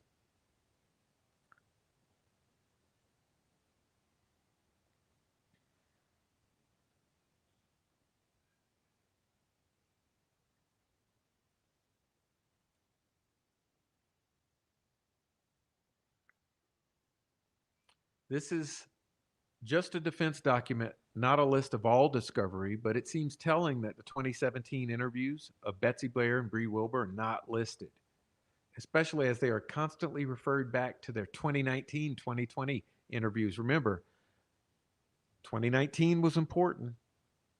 Bree stated that she saw others on the trails on the way back from High Bridge. What if one of those people was Rick? By the time they got an official statement in 2020, her memory would have been degraded. And Betsy, what if she also saw Rick, but again, her memory 2 years later would have been fallible? And what if they didn't? And let's not forget, Kelsey German initially mentioned seeing a black or dark SUV with a bunch of stickers or decals at the back, at the Mears lot. This was not mentioned in her official testimony at trial. Why not? Was her interview one of the lost recordings too? What about the other family members?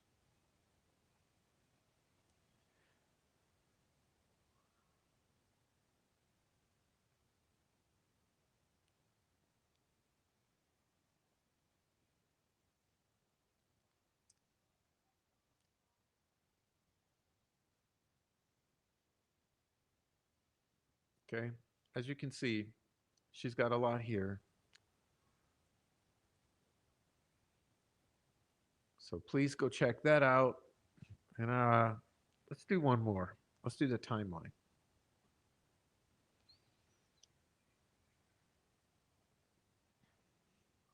Is it possible to debunk the guilty timeline while sticking to the facts? Betsy Blair, the four girls, Richard Allen, Abby Libby, putting timelines together, memory research.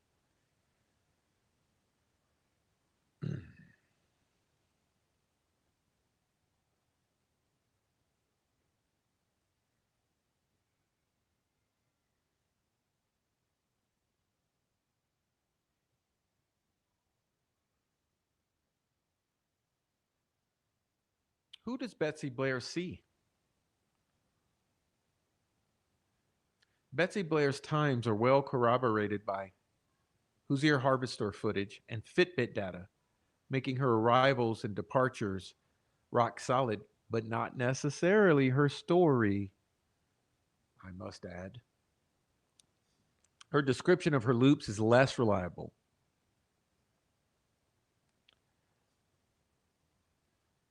Why are her statements unreliable, and where is her 2017 interview?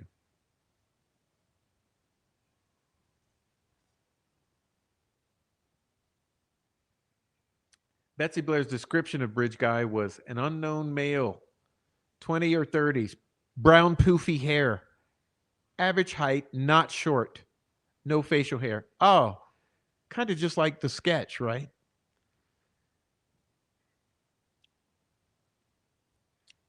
We have a tentative timeline for Betsy Blair. What is Betsy Blair doing so frantic on February 13, 2017? Why is she so frantically moving about the Monon High Bridge and the area?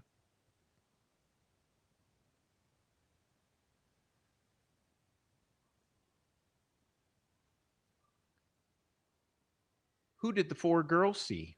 You have varying statements. Remember, I said everybody lied, everybody saw somebody else.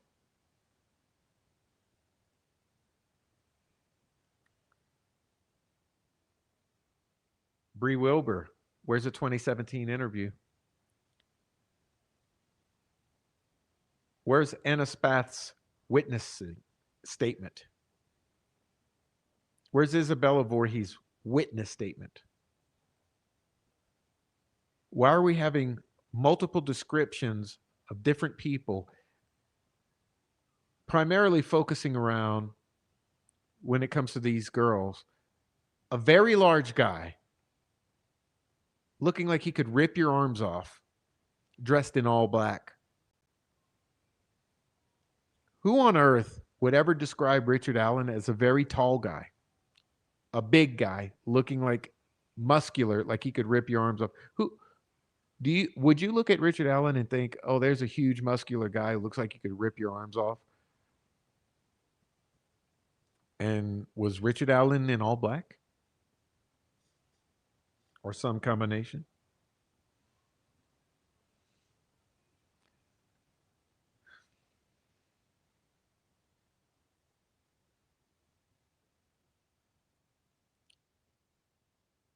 As you see, Rayleigh Voorhees saw a man walking a dog. We know who that is now. Bree Wilbur saw a few people, one or two people. Anna Spath, kind of creepy guy in blue jeans, light blue duck canvas jacket, gray brown hair. Bree Wilbur, black hoodie, black jeans, black boots, black windbreaker, black, black, black, black, all black, taller than her, muscular, younger in his 30s. Rayleigh Voorhees, all black, again, all black. No bigger than 5'10, bigger, grumpy, 20s, 30s, square jaw. Who was this big guy in all black? Is that any way you would ever describe Richard Allen?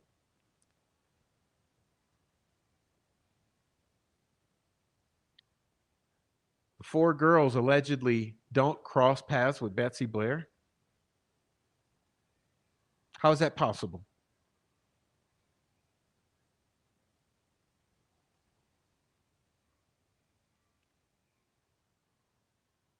Okay.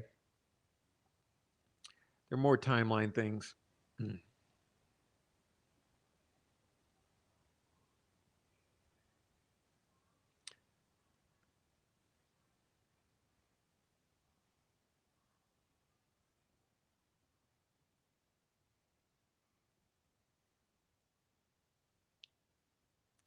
I'm just showing you her presentation here so you can go and take it in yourself or go watch it on her YouTube channel.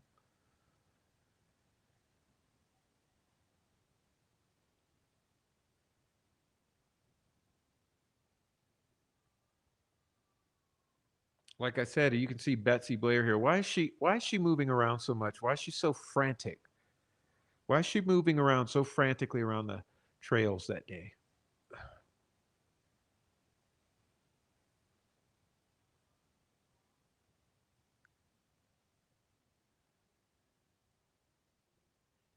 Betsy Blair don't see the girls don't see Betsy.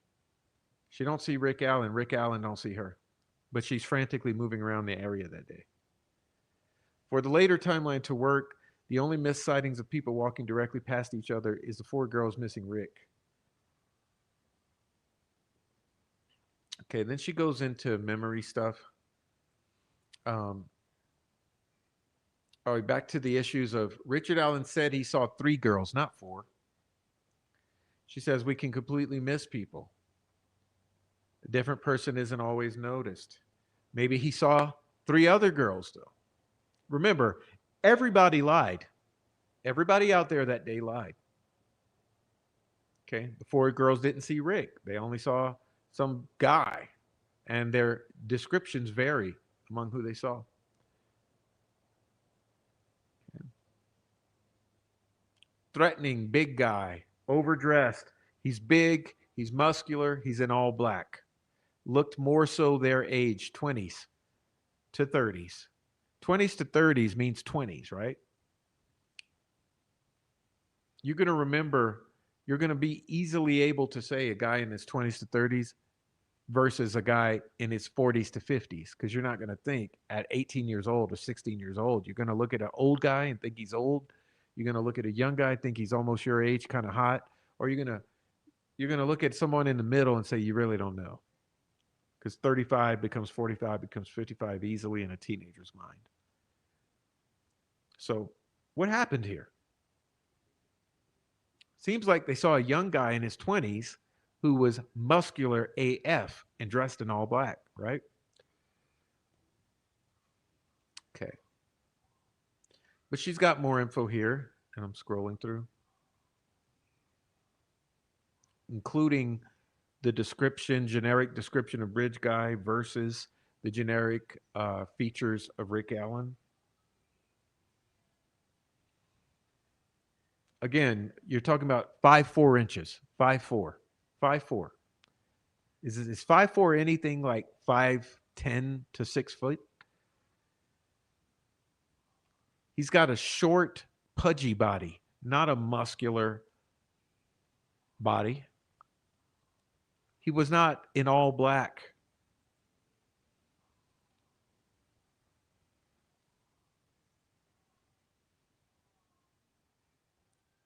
The defense was greatly handicapped by starting their investigation 6 years after the crime, when witness statements would become diluted, contaminated, some destroyed, some coerced to be what the law enforcement wanted. Also, they were handicapped by not watching the prof. But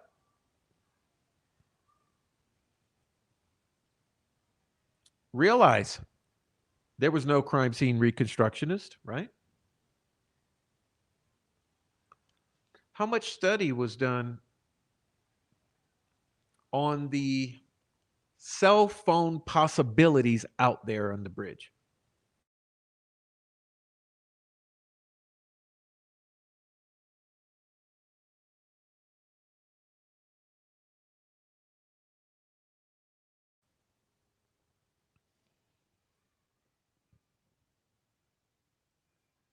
Again, like I said, there were so many things that the defense could have done that were not done, especially in my mind, crime scene reconstruction, real world cell phone testing. Get an iPhone 6S, go out to the bridge, use real human beings in the place of these scenarios, get to work. Why was it not done? Why was it so easily agreed upon that the jury would not visit the crime scene? Because let me tell you this, the jury visiting that crime scene could have had a great effect on the case. Let's be real here. Any of you that have been out to that crime scene, I guarantee you, let me put it this way, if you haven't been, I guarantee you that visiting that scene will totally change your mind and clarify things on the Delphi murders. You would see what would be possible and what would be impossible. You would see what would be likely and what would be unlikely. I truly do believe the defense should have brought the jury out to that scene, let them take it all in, and then explained it to them. What is the likelihood that anyone would have done this? Not just Richard Allen, not just Bridge Guy, not just some crazed maniac all meth out of his mind who looks like he could rip your arms off. What are the odds that anyone would have done this in broad daylight and out in the wide open in the middle of the day? They could have asked those questions. They could have asked, could you see someone going through that creek when it's chest deep? They would have asked. They could have demonstrated to the jury that if you're at this crime scene, looking up at Brad Weber's, noticing that Brad Weber would be in an elevated position, or anyone at that property, they could have clearly demonstrated to the jury. You see up there, that's Brad Weber's. You don't think someone up there would have seen directly down onto Ron Logan's right here? In the broad daylight from an elevated position, looking right down onto the clearing that is the crime scene? There's so many things that the defense could have enlightened the jurors upon by having them visit the crime scene and explaining these things, these pointing out these obvious uh, illogical fallacies, or these logical fallacies, these illogical scenarios that the prosecution presented. Why didn't they?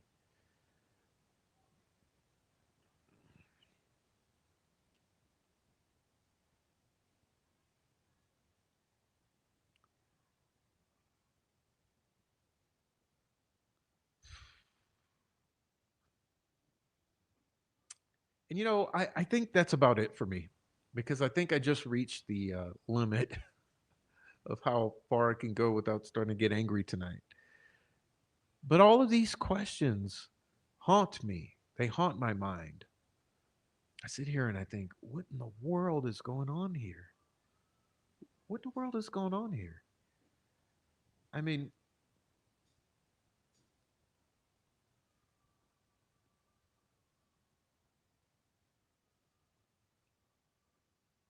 this is not about pointing fingers. It's about thinking critically and asking questions.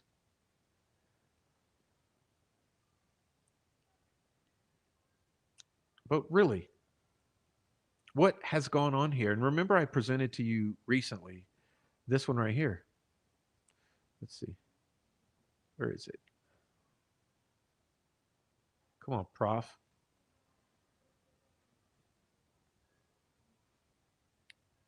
There it is. First joint stipulation. Remember, we talked about this.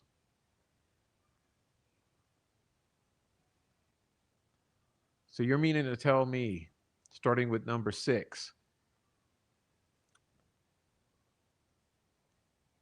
agreeing to not questioning any of the evidence from the crime scene, any of the evidence resulting from the search warrant at Richard Allen's house, none of the AT&T records, none of the victims' phones,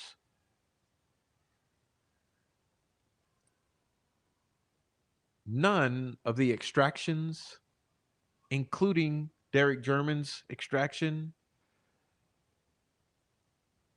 none of the Harvest Store video.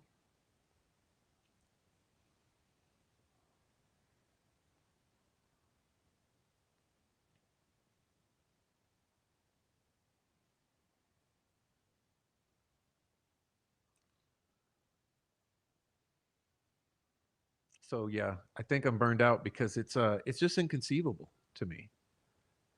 Inconceivable.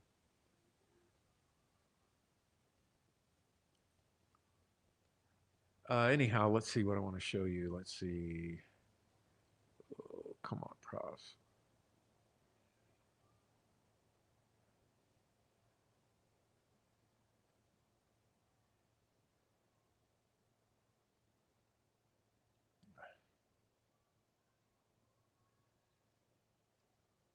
All right. Again, you guys go visit Daisy Ask YouTube channel. Okay. Go subscribe there. She does good little presentations, and I don't. So go subscribe over there.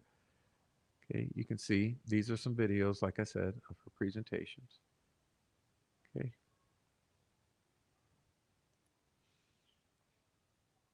And like I said, please go to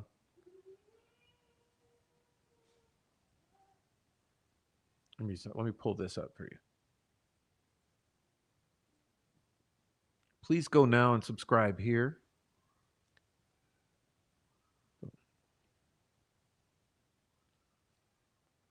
This is twitch.tv/the prof allegedly. Prof allegedly at Twitch, okay? Please go subscribe there. This is what it looks like. I'm going to intend to do Thursday shows. Twitch Thursdays, okay? So as you can see here, Twitch TV Prof allegedly. I'll do Thursday shows here, and I'll also upload videos to the video section. So please go ahead. Please go ahead and subscribe here. I really would appreciate seeing you tomorrow so that we can chat over there. If you don't go over there and subscribe, I'll be chatting with myself, which is fine too. But I'll be over there on Thursdays from here on out. Okay. That's the goal with the Twitch. So thanks for going over there. Thanks for going to Amy G's. Really appreciate you all for being here. And I want to shout out to our two donors today, which was Rebecca Ann and Granny D. Okay, special thanks, shout out to Rebecca Ann and Granny D for supporting the channel. And welcome to the membership, Quad Axel Mimi. Appreciate the membership. Hope you enjoy being a part of the channel. Yeah, so that's it for our little Wednesday night show. It's a little short one. Wanted to keep it around an hour and a half, 2 hours, and it looks like we made it. So appreciate everybody for coming. I'll see you tomorrow at Twitch. I'll see you Friday back here. So God bless everyone. Hey, I got a special thing that I want to do. Let's see. It goes like this. You'll love it. Trust me. Let me grab it. We're going to start with this. Well, obviously, we have a rapist in Lincoln Park.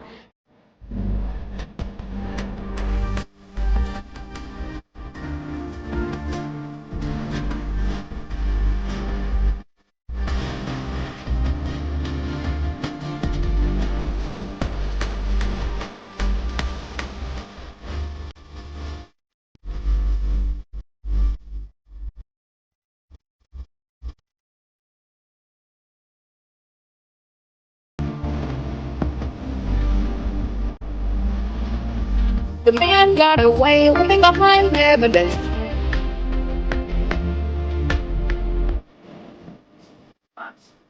What?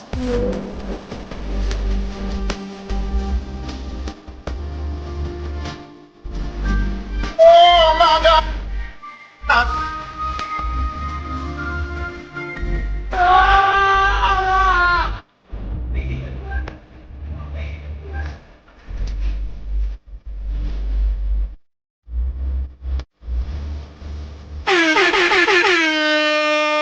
Oh my God!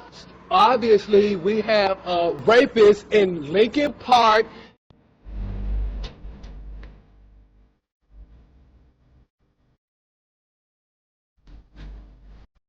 Boff is a fucking terrorist. A fucking pedophile, sympathizing fucking terrorist. Fuck you. Fuck you. Fuck you. Ah! Oh my God! Bruh.